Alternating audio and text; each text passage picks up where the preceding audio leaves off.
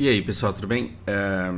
Esse vídeo aqui eu tô para fazer há muito tempo mesmo. Inclusive já tem rascunho desse vídeo em outros vídeos aleatórios aqui nesse canal.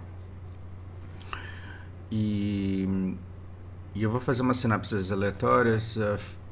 E eu gostaria que antes de você escutar isso daqui, você visse esse vídeo do Fábio Akita, que é uma grande utilidade pública.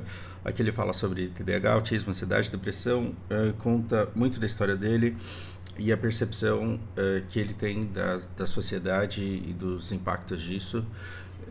É um vídeo incrível que eu acho que vale muito a pena ser lido. A gente está falando sobre solidão e solitude hoje, e tem um vídeo muito bom, relativamente recente do canal, que eu também quero que vocês vejam, que é o Poder de Estar Sozinho. Eu percebo que quando eu conto parte da minha história, eu toco muito mais o coração de vocês do que simplesmente falando de conceitos aleatórios. Então, para você entender o que eu penso sobre solidão e solitude, eu vou passar por todos esses pontos aqui aleatórios que eu coloquei. Em primeiro lugar, de onde vem a amizade?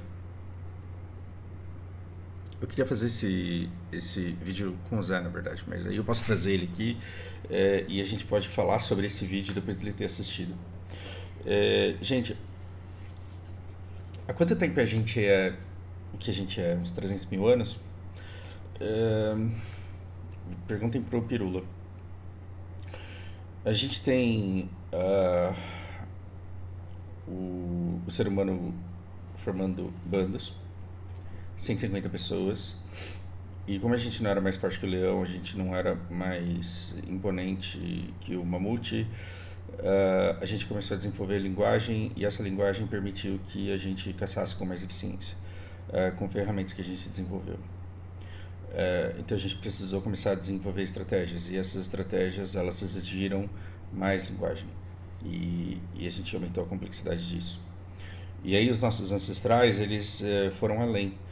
Eles descobriram a agricultura, e aí lascou tudo, porque o domínio das técnicas da agricultura permitiu que pela primeira vez a gente formasse grupos de mais 150 pessoas, e até então isso sempre tinha dado merda. Porque passou de 150 pessoas, você não lembra o nome do outro, você não sabe quem que é filho de quem. É foda. E aí, de repente, você plantava o trigo e você tinha que ficar esperando colher, né, a colheita. E quanto mais você ficava bom naquilo de plantar, mais colheita você tinha. E quanto mais colheita você tinha, mais filhos você podia fazer. E aí a coisa ela foi se tornando extremamente complexa. Precisaram inventar Deus, então o faraó era Deus, o representante dele. Por quê? Porque você precisava ter mais seguidores do que aspirantes a líder, e você precisava ter um poder concentrado ali. Tinha que ter alguém que mandava nos guardas para manter o controle daquela porra toda. Essa complexidade, segundo Yuval Harari, que é arrombado em uns pontos, mas muito sábio em outras, você vê que a gente precisou começar a imaginar coisas e criar coisas. Então a gente começou a imaginar estados, a gente começou a imaginar religiões, a gente começou a imaginar códigos de conduta, e nós precisamos acreditar nisso. Para quê? Para viver em paz. Então, quer seja verdade ou não, e não era verdade, porque era imaginado, estava funcionando e estava permitindo que a gente convivesse em grupos maiores de 150 pessoas. Hoje a gente vive em tribos de 8 bilhões de pessoas. Ah, mas não conheço 8 bilhões, mas você é afetado por elas. O que o chinês faz, o que o iraniano faz hoje impacta diretamente a sua vida, e você não percebe porque você não tem informação suficiente, mas a gente é consequência de toda essa tribo enorme que está toda interconectada. Então, você acha que todo egípcio era amigo de todo egípcio, sendo que eles já estavam vivendo numa tribo muito maior de 150 pessoas? Veja aí se você conhece todo mundo do seu bairro e se você é amigo de todo mundo do seu bairro. É impossível. Porque, embora a gente tenha sido intelectualmente colocado numa tribo de 8 bilhões, a gente tem uma genética, a gente tem uma natureza que nos coloca num grupo de 150. Então, passou de 150, você começa a ser injusto. Por quê? Porque você divide o mundo entre nós e eles, e você é nós e quer que eles se fodam. E você não pode se sentir culpado porque o teu vizinho e o cara do outro lado do bairro que está fora de 150, ele pensa exatamente e sente exatamente a mesma coisa que você, e vocês não conseguem lutar contra a natureza de vocês. Só que a linguagem, ela também nos permitiu o convívio. e o convívio e a troca de experiência e a imaginação de mundos em dupla, em trio, em quarteto. Ou seja, a gente começou a se juntar em amigos e começou a jogar RPG junto. A gente começou a imaginar mundos. A gente começou a ver o mundo do nosso jeito. E a gente começou a partilhar experiências e essas experiências elas acabam sendo lembradas. E lembradas de novo, e lembradas outra vez, e romantizadas, e lembradas mais uma vez, e romantizadas, e lembradas mais uma vez. E aí chega uma hora que você tem um amigo que você dá a vida para que ele não perca dele.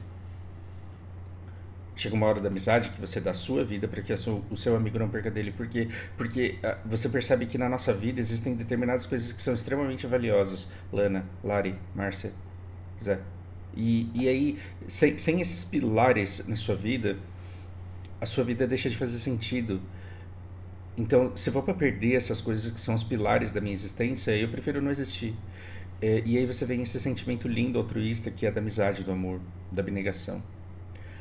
Coisas que só a nossa imaginação e a natureza do nosso cérebro e o potencial, a capacidade do nosso cérebro permitiram. E aí veio a mídia de massa, e a mídia de massa ela tinha interesses de mercado. Então, de onde veio a pornografia? Veio da necessidade, do interesse de explorar o valor que as pessoas dão, a possibilidade de usarem seus neurônios de espelho, de sentirem prazer pela pele do outro, pela experiência sexual do outro. Olha que interessante, eu adolescente, se eu pudesse eu comia todas as mulheres do planeta. Eu podia fazer isso? Não. Pelo menos as mais gostosas, elas queriam me dar? Não. Então o que eu faço? Eu começo a assistir filme pornô. Por quê? Porque aí os caras mais ricos eles têm condições de pagar os atores mais performáticos para comer as meninas mais gostosas. Desculpem o meu linguajar aqui, mas ninguém é criança aqui. E aí eu falo, caralho, olha a mina que esse cara tá comendo. E aí eu começo a sentir o prazer através de neurônios espelhos, eu começo a sentir uma fração do prazer que esse cara supostamente tá tendo de transar com a menina. Depois a gente percebe que vida de ator pornô não é essa maravilha toda e a gente se frustra um pouco, mas foda-se, porque o produto tá ali. E eu tô conseguindo, através dos meus neurônios de espelho, sentir uma fração do prazer que esse cara tá sentindo. E aí as meninas falam, ai, como vocês são nojentos de usar neurônio espelho pra isso, mas tá lá assistindo novela. O que é novela? O que é romance? O que é 50 tons de cinza? O que é malhação? E aí a gente chega na malhação. Então, vamos pular as meninas e não vou ficar, né? Criando contrapesos aqui. O que é a malhação? O que é Friends? O que é How I Met Your Mother? O que é pornografia social? O que é pornografia social? Porque ao longo do tempo, ao longo da vida, a gente vai observando amizades. E você vê determinadas amizades e você sente inveja. Mas não é aquela inveja de, meu Deus, como eu quero destruir isso. É aquela inveja boa do, meu Deus, como eu queria isso pra mim. Como eu queria isso pra mim. E do mesmo jeito que a pornografia, ela vai escolher os atores mais bombados e mais dotados e as meninas mais gostosas do mercado, a pornografia social, que é o Friends, que é o How I Met Your Mother, que é a Malhação e que é qualquer outro seriado que eu tô por fora porque eu tô velho e desinteressado nisso hoje, eles vão pensar tudo que amizades podem ser, tudo que uma turma descolada, uma turminha do barulho que é pronta de montão, você vai criar essa turma e você vai usar todo o conhecimento científico da época. Você vai analisar a psique dessa geração e vai falar o que essa geração tem vontade de ser, que tipo de amigo essa geração tem vontade de ter, que tipo de conflito romântico esses adolescentes têm vontade de ter e vai colocar tudo ali exatamente do jeito que a pessoa quer viver. Por quê? Porque você é o Ted ou você é o Barney. Você é um dos caras que tá ali, você se identifica e você assiste toda semana. Você assiste Plantão Médico porque você quer ser aquela médica super intelectual que impressiona aquele médico gostoso, inteligente, que salva todo mundo. É isso que você faz, isso é pornografia. Isso daí, pornô. Se você assiste novela, você não pode julgar quem assiste pornô, porque é a mesma bosta. A mesma coisa. E nós somos humanos. E se você nega tudo isso, é porque você precisa negar. E aí é uma fragilidade sua de não conseguir aceitar que você precisa desse tipo de coisa. Desconfortável, né? Esse vídeo. Meu Deus. Metade da galera foi embora nesse momento. Bom, ahn, então você já sabe agora que existe amizade, a de verdade, existe o amor, o de verdade, e existe a pornografia social, que é a romantização e a reprodução e a amizade fake, a trans fake, o relacionamento amoroso, o casamento fake. Por quê? Porque ele é feito do jeito que ele estimula os seus, o seu instinto a querer continuar assistindo aquilo. Porque se você tem a opção de assistir um filme pornô com uma mina gostosa, com uma mina fake. Não, feia, desculpa, não é fake. Você quer assistir? Se você gosta de assistir filme pornô com mina fake, não tem nada a ver com isso. E isso é perfeitamente natural. Quer dizer, existem pessoas com essa natureza. Não tem nada de errado nisso. Mas se você pode escolher entre assistir um filme pornô com uma mulher bonita e uma mulher feia, você vai para a mulher bonita. Então, se você tem a possibilidade de assistir um Friends com amizades reais, e as amizades reais elas têm conflito, elas têm briga, elas têm desconfiança, elas têm insegurança, elas têm inveja, elas têm competição. Entre isso e uma amizade platônica, idealizada, o que você prefere? Você pode dizer, eu prefiro uma coisa real. Do mesmo jeito que todo mundo fala que odeia Big Brother, mas todo ano bomba de Ibope aquele negócio. Então você pode dizer que você prefere real, mas a sua natureza vai te prender naquilo que é irreal, mas que é gostoso de assistir. Por quê? Porque, nossa, que amizade legal, que pessoas leais, que pessoas inteligentes, que povo descolado. Olha como a vida deles é interessante e como a minha vida é sem graça. Aí a coisa começa a virar uma merda, porque aí você fala, nossa, a minha vida é uma bosta, porque ela não se parece em nada com a vida dessa turma do barulho que apronta de montão. Então, metade da insatisfação dessas nossas últimas gerações é o fato da pessoa crescer, tendo contato com Hollywood e com Netflix, e tá falando, nossa, que bosta que é a minha vida. E essa pessoa, talvez ela nunca tenha experienciado uma amizade de verdade. Ou o contrário, talvez ela tenha amizades de verdade, mas não consiga valorizá-las, porque não consegue enxergá-las. Porque tá falando, nah, isso daqui não é amizade, isso daqui é o cara que estudou comigo desde que a gente era criança e a gente faz tudo junto, porque a gente se entende e pensa igual. Ai, que burro que você é, você tem um amigo. Para de ser otário. E aí você... Desculpa, esse vídeo tá desconfortável. E a outra metade acabou de sair, agora eu tô falando sozinho. Às vezes você tem uma amizade de verdade e não aproveita e não usufrui porque você tá achando que a amizade é outra coisa. E aí a menina encontra o príncipe encantado da vida dela que tá disposto a passar o resto da vida dela e aí ela lê 50 tons de cinzas. Pronto, terminou com o cara. Foi procurar um cara que judie, que bata e tá procurando até agora, coitado.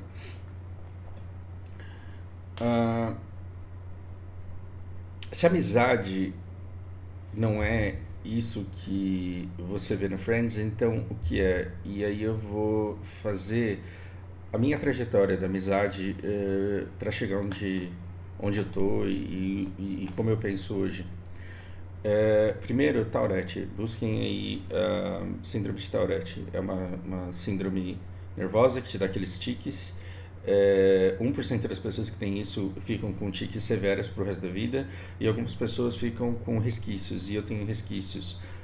Então, se você olhar os meus vídeos na época em que eu ficava com a câmera aberta, você vê que eu fico dando umas piscadas, que eu fico dando umas mexidas de ombro, que eu fico dando umas contraídas, e isso é desconfortável de olhar. E se é desconfortável de olhar, imagina ter isso.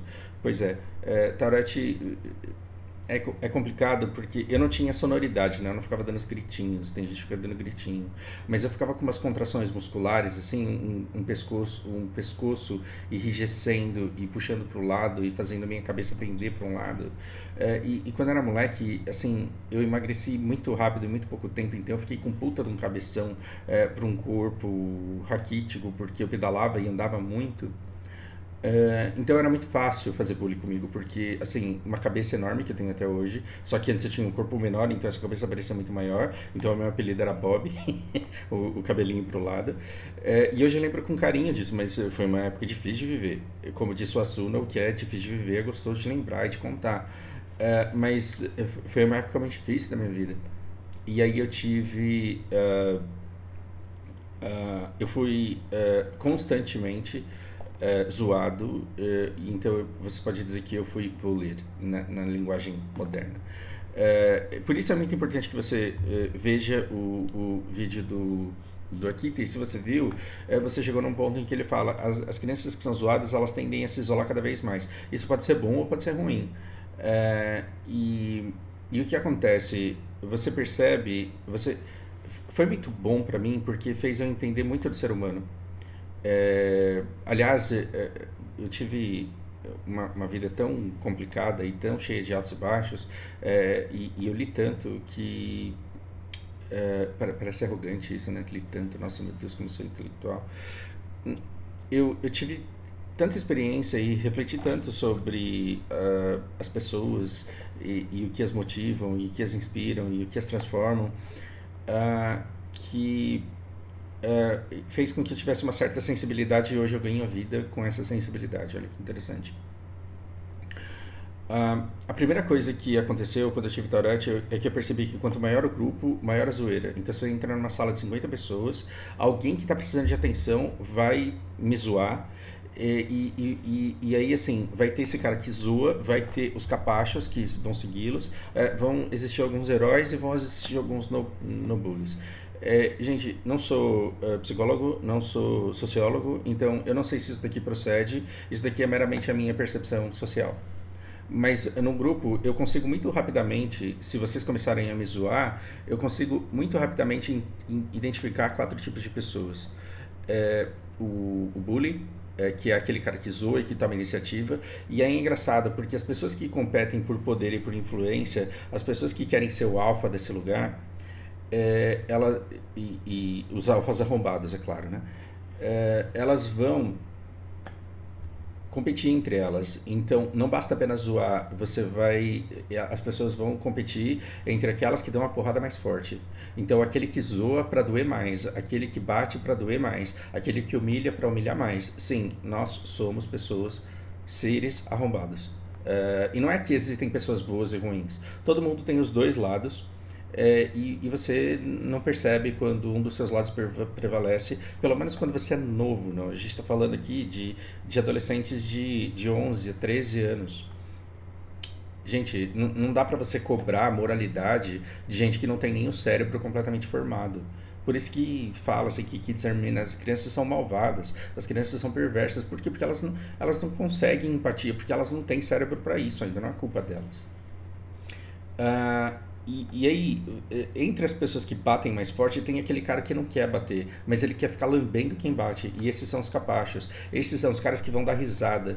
E esses caras validam os líderes, porque eles dão risada mais alta pro líder que ele quer agradar mais. Então, se ele quer ser capacho de alguém, ele vai dar muita risada com qualquer piada que esse cara tenha feito e não vai dar risada da piada do outro. Por quê? Porque o outro, ele é rival do líder que ele quer agradar.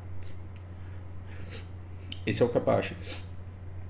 Você tem o herói, e ainda bem, sorte dessa nova geração, os heróis estão na moda agora.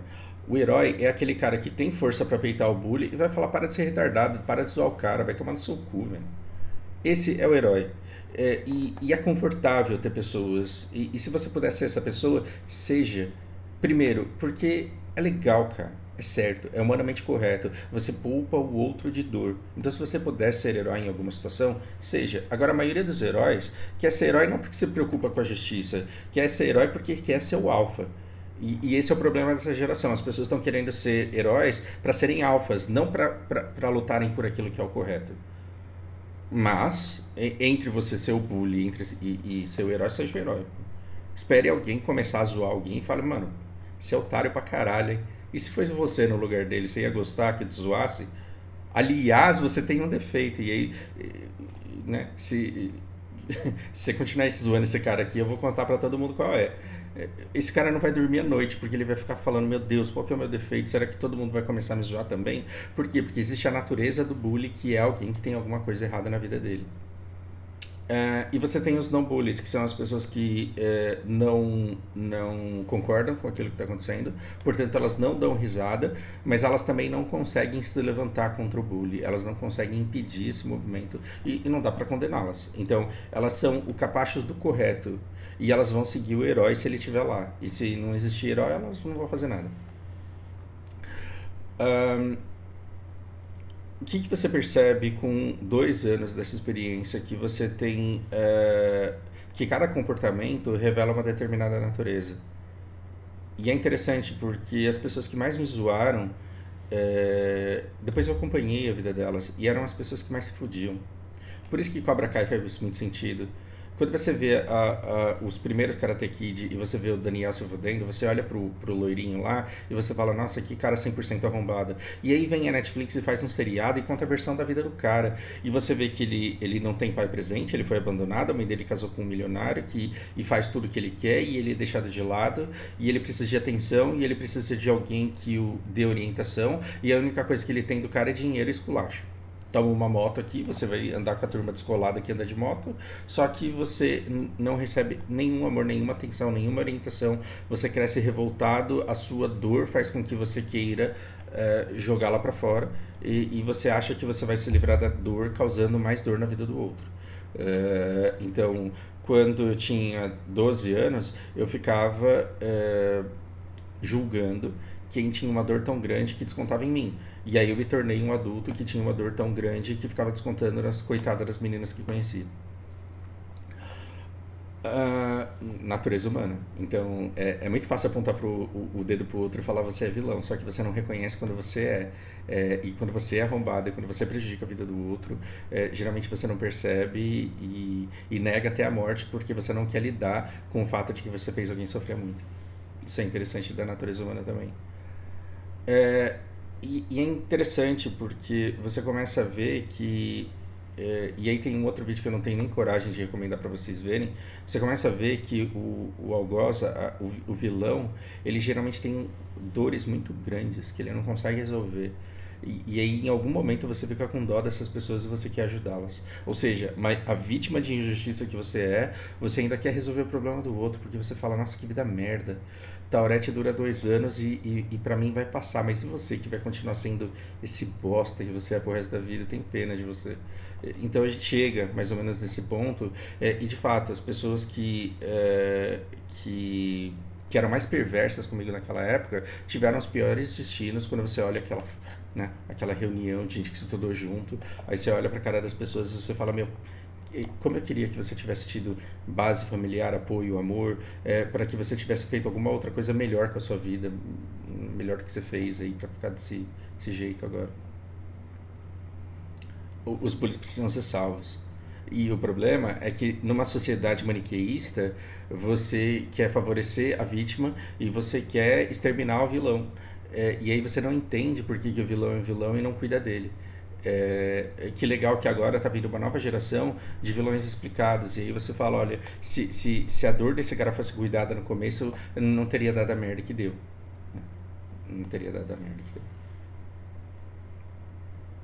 Tem que falar isso pro Biden em 97, quando ele tá fazendo bullying com a Rússia e ridicularizando a China e o Irã. Tem que lembrar ele disso. Bom, quais foram as consequências do Tourette na minha vida? Primeiro que essa fuga de grupos, ela fez eu dar uma upada desproporcional no X1. Deixa eu tentar lembrar nome de pessoas aqui. Denis, Luciano, talvez. Paulo. O que aconteceu? Eu percebia que até os bullies, quando eu pegava eles sozinhos, primeiro, era uma galera que não sabia ficar sozinha e que sempre precisava dos capachos para sentir que tinha algum valor na vida, porque dentro da casa deles eles não tinham valor nenhum. Então, porque eu não tenho pai, porque eu não tenho mãe, e às vezes é pior, às vezes você tem pai e mãe e eles te desprezam. Então ele vai para a escola e ele precisa ter alguma significância, então ele quer os capachos do lado dele o tempo inteiro, ele lidera um grupinho, vocês estão reconhecendo o loirinho lá do Cobra Kai? Pois é. E ele faz presença na vida do outro E em casa ele aprendeu que presença na vida de alguém é fazer a vida da pessoa um inferno. Por quê? Porque o pai só aparece para bater nele, a mãe só aparece para gritar com ele. Ele é completamente ignorado, mas quando ele tem algum contato, geralmente é porrada ou humilhação.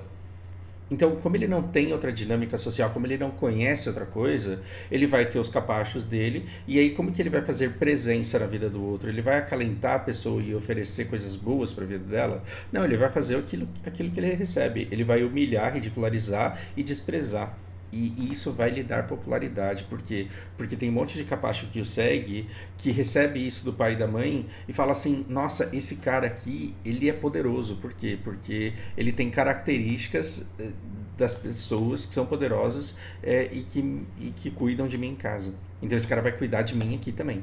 E que legal que eu não tô sendo o cara que leva porrada. Então, a natureza do capacho é ser medo, assim, é ter medo de um dia virar bully, de ser a vítima, de ser o zoado. Então, para não virar o próximo zoado, ele fica lá lambendo o bully.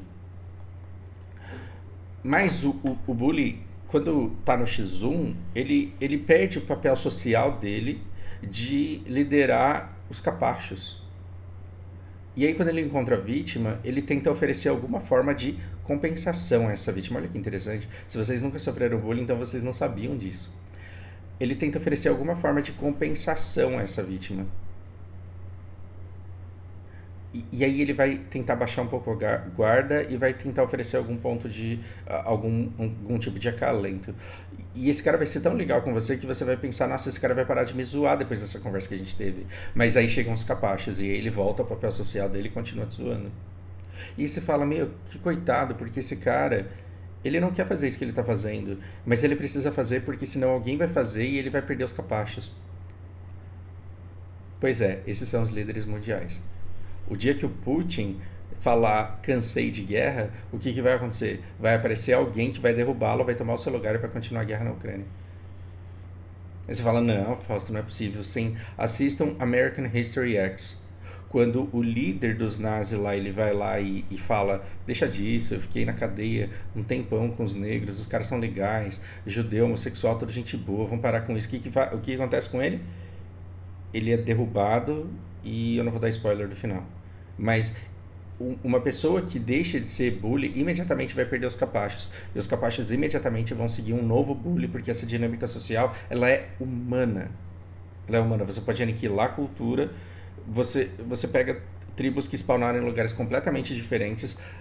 No Japão, a dinâmica do Jime é exatamente a mesma. O cara pratica Jime tentando se colocar na tribo como o cara que mais despreza, que mais judia e que mais verbaliza o que o grupo todo pensa, e o outro que está sofrendo Jime, coitado, se fodeu. Essa Tourette, ela me permitiu, então, uma upada desproporcional no X1. Porque como eu não estava preocupado em fazer sucesso na manada, como eu não estava preocupado em fazer sucesso no grupo, quando eu pegava alguém no X1, a pessoa não estava nessa dinâmica de bully não bully. Ela não estava pensando se ela ia ser capacho, herói, não bully, se ela seria bully. A pessoa era só a pessoa. E aí eu percebia que as pessoas, elas sofrem de dores muito parecidas. As dores que as pessoas sofrem, elas são muito parecidas. E você pode falar sobre essas dores, você pode humanizar essas dores, e aí você cria ali relações de confiança. E aí eu comecei a perceber que eu tinha em mim uma habilidade muito desproporcional, comparada com a maioria das pessoas, de me aproximar e arrancar confissões, e estabelecer vínculos de confiança e ter conversas profundas. Ou seja, o menino de 12 anos, de 13 anos, talvez ele seja responsável pela vida confortável que eu tenho hoje. E essa vida é confortável não só financeiramente, mas emocionalmente. Porque muita gente reclama de passar a semana inteira sem ter com quem conversar, e eu tenho gente pra caralho com quem conversar, e não me saturo, porque são pessoas completamente diferentes. E o tempo que eu tenho com cada uma é muito curto. Então ele é intensamente vivido e ele não me esgota ao ponto de eu não querer falar com o próximo. Quem sofre com isso é a Lari, tadinha, porque chega na vez dela, tá no resto da raspa. E esse isolamento também me ofereceu uma coisa muito fantástica, que foram os livros. Tá todo mundo se divertindo porque a turma toda foi fazer uma coisa num lugar onde você não quer estar, porque ali você vai ser vítima. Então você tem que lidar com a solidão. Tem um outro vídeo que o Lucas ele recomendou, de uma menina de cabelo todo pintado, em que ela se diz feminista, porém mediadora, pacificadora. E ela fala, olha, a dor, a gente vive tentando não sentir dor, mas a dor endurece e ela engrandece e ela fortalece. Então a gente deveria ter menos mimimi com a dor e viver a dor. Por quê? Porque a gente precisa colher os frutos dela. Ela não fala exatamente desse jeito, com essas palavras, mas a essência é essa. Eu vou ver se eu deixo na descrição aqui o vídeo para vocês também. Essa solidão, inicialmente, ela fez eu descobrir universos incríveis. E o grupo de adolescentes, numa época pré-internet, eles tinham muita coisa em comum, porque todo mundo assistia os mesmos filmes na Globo, na Bandeirantes, no SBT, frequentavam os mesmos lugares, e era todo fim de semana o mesmo shopping, a mesma balada, a mesma danceteria, a mesma quadra de esportes. E o meu livro era sempre diferente, porque eu sempre estava acompanhando a história de um personagem diferente, vendo o mundo de uma perspectiva diferente, e esses livros aqui, e essa solidão vivida aqui, ela alimentou mais ainda o X1, porque aí quando eu chegava no X1 a pessoa estava com um problema, e eu falava, sabe quem já teve esse problema também? Ulisses. Aí a pessoa falava, quem é Ulisses? Você está louco? Então, teve um cara chamado Otávio Augusto, e... E aí, sabe aquele seriado do Netflix que o cara é filho de uma sexóloga? Eu não vou lembrar o nome desse seriado agora. E ele começa a resolver as paradas dos adolescentes, colega de escola dele, simplesmente reproduzindo aquilo que ele escutava da mãe, porque ele ficava presente ali no consultório dela. Era mais ou menos isso. Na escola eu comecei a ter contato com pessoas, e os livros que eu consumia quando eu não tinha o que fazer porque eu estava sozinho, faziam com que eu tivesse respostas para as pessoas com os conflitos dela. E eu comecei a ficar bom nisso, e eu faço isso até hoje. Olha que interessante. É, eu não teria tantos alunos assim se eu fosse só um professor de inglês.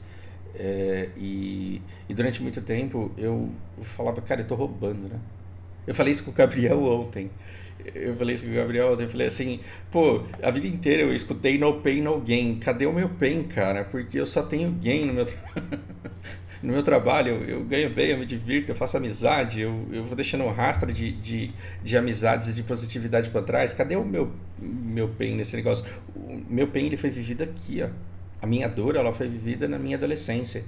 E eu tive carrego positivo na vida que eu levava. Então, você que se fode de trabalhar no supermercado de empacotador, você não vê a hora de chegar o fim de semana. E no fim de semana, o que você vai fazer? Você vai pegar o dinheiro do supermercado, e vai fazer churrasco. E aí você interage com pessoas. Por quê? Porque os clientes são todos arrombados e todo mundo te maltrata. Aí quando você vê seus amigos, você quer falar de besteira, porque todo mundo só tem besteira pra falar. Então você vai falar mal do Naldo, você vai falar mal do David Jones, você vai falar mal do Lula, você vai falar mal de alguma coisa fútil, e vai falar bem de outras pessoas. Você vai falar bem do Elon Musk. Por quê? Porque vocês acreditam que o cara é um deus. E dali não vai sair nada de carrego positivo. Você vai voltar pobre e cansado pro supermercado e vai ganhar mais dinheiro lá, e o seu objetivo vai ser o próximo churrasco. O seu carrego, ele é nulo. Ele não tá te afundando, mas não tá te tornando uma pessoa melhor. Se você tá contente com essa vida, você vai continuar sendo empacotador. E aí vai acabar o supermercado, você vai falar, pô, o capitalismo é foda. Sendo que o mundo, ele tá cheio de oportunidades aí para todo lado, e talvez você não esteja enxergando essas oportunidades porque você não tá procurando, você tá conformado com a bolha de conforto que você encontrou no meio do caminho. Ah, conforto, minha vida é uma merda, não como que eu tenho vontade. Mas come. Tá no conforto. Porque não tá mudando, tá no conforto. Não, mas eu não tenho recurso pra mudar. Tá tentando? Não, então tá no conforto. Ah, como que a gente chegou até aqui? E no topo de tudo isso, ainda teve o abandono de uma seita. Então quando eu perdi. Quando você sai de uma seita, dependendo do nível de extremismo dela, você vai ser simplesmente eliminado do convívio de todo mundo que pertence a ela. Então as pessoas, elas literalmente te viram as costas. E quando todo mundo te vira as costas, você precisa fazer uma construção social do zero. Então, assim, isso é pior do que sofrer bullying, porque existe um cúmplice ali de quem zoa e de quem é zoado. E chega uma hora que você se acostuma com um lugar quentinho de ser zoado e você fala, todo mundo me chama de Bob, é carinhoso isso. E o ódio, ele é o contrário do amor, é um amor mais resolvido. Se o cara te enche o saco todo dia, é porque ele te ama. Se o bully ele te enche o saco todo dia, ele precisa de você, ele precisa te zoar para existência dele ter algum significado. Você começa a se preocupar o dia que a pessoa te ignora. Porque aí o desprezo, sim. O desprezo é o contrário do amor. Então, quando você chega num grupo de pessoas e todo mundo da sua ex-seita e todo mundo finge que não te enxerga, aí você tem um problema. Porque aí você não tem nenhuma dinâmica social com essas pessoas. A pessoa que é bullied, a pessoa que é zoada, se ela quebrar a perna e pedir pro cara que zoa ela todo dia, porque ela é feia, porque ela é gorda, porque ela é espinhenta, porque ela é bigoduda, se esse cara que é zoado todo dia quebrar a perna e pedir pro cara que zoa ele todo dia, pelo amor de Deus, me leva pro hospital, esse cara que zoa ele todo dia vai pegar ele no colo, vai colocar nas costas, no ombro e vai correr até o hospital. Ele faz isso pelo cara que ele zoa. Agora, pede pra alguém da sua ex-seita te levar no hospital porque você tá morrendo. Não, isso daí é castigo de Deus. Você atraiu isso daí pra sua vida. Você já morreu pra mim há muito tempo. Vira as costas e vai embora. É outra parada. É outra parada. É, e aí, eu precisei começar uma nova construção de rede social. Esse vídeo, ele perdeu o rumo e ele não pode ficar muito mais longo do que ele já ficou. Então, ele vai ter que ser uma série. Ahn, E aí, na minha experiência, o que aconteceu? Eu comecei do zero, construir uma nova rede social antes de existir Orkut, antes de existir isso aqui, antes de existir Messenger, MSN Messenger. Como que você começa relações do zero e como que você desenvolve amizades de verdade se você cresceu num ambiente onde a amizade era qualquer pessoa que pertencesse à seita a qual você pertence, porque ali todo mundo é escolhido, todo mundo é querido por Deus, todo mundo é especial e todo mundo merece o amor cristão e a irmandade um do outro. Então, que dinâmica você vai usar quando você não tem mais a argamassa que unia você com as pessoas e criava uma relação de confiança instantânea?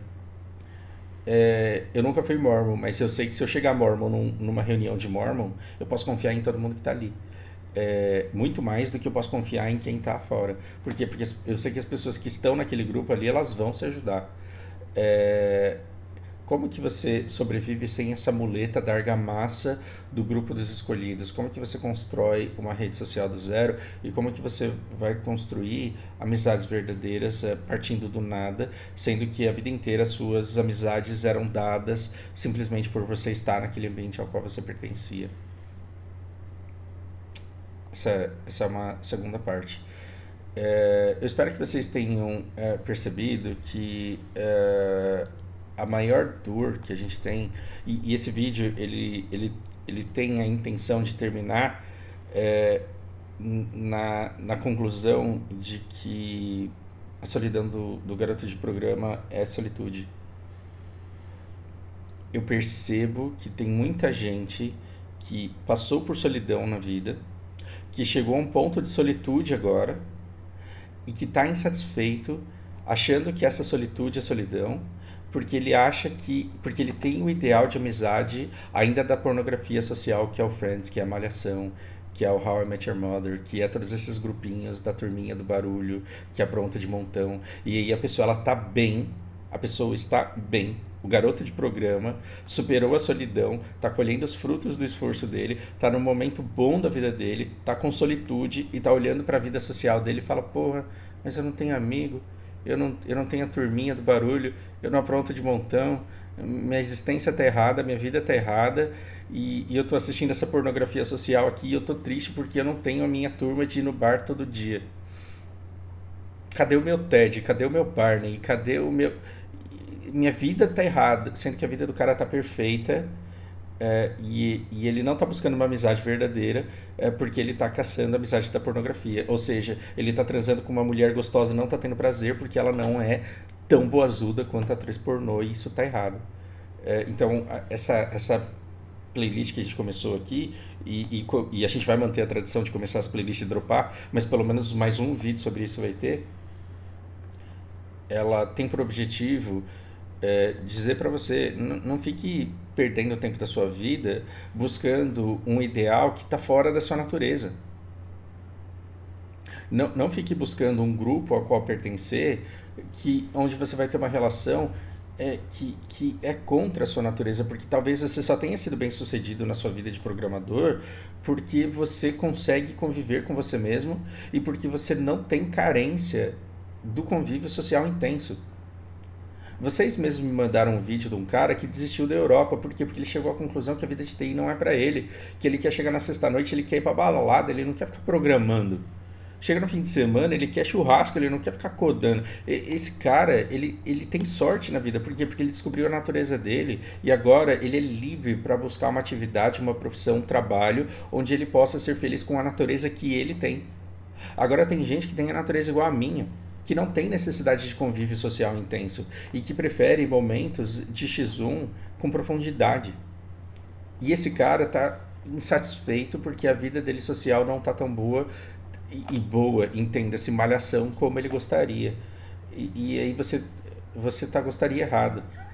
Se você gostaria que a sua vida fosse de malhação, você gostaria errado. Esse é o recado. Talvez a sua vida já esteja muito plena e você não esteja percebendo. Então assista esse vídeo aqui do Karnal, que muito provavelmente você vai gostar.